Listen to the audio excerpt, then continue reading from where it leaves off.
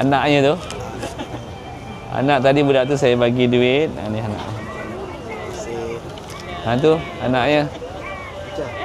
Cah.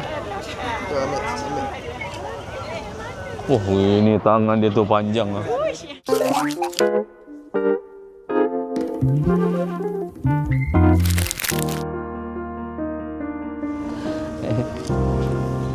Wah, gini ramai ya. Allahu Akbar. Hang sihat. Ini pertanian punya area ni.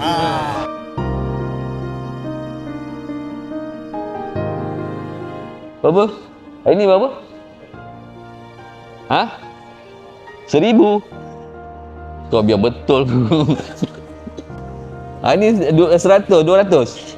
200 lagi. Alhamdulillah kau nak raya dapat lagi duit ni. Syukur Alhamdulillah. Dan ini adalah kali yang ketiga BKJ 3, betul? 200 dah 600 kita dapat. InsyaAllah akan datang boleh dapat lagi lah. Nombor 1, terima kasih kepada Yang Awak Menteri Besar Johor, Datuk Hafiz.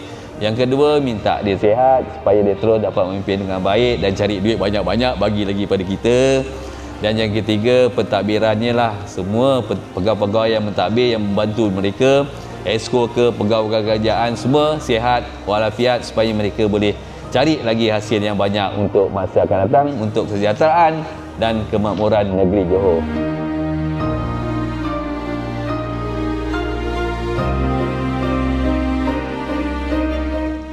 Kami kat mana? Sungai Tiram.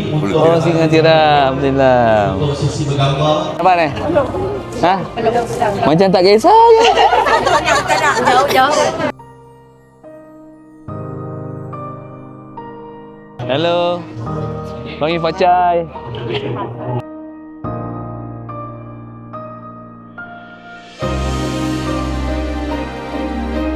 Terima kasih Yang Amat Berhormat Menteri Besar Johor. Maju Johor. Maju Johor. Maju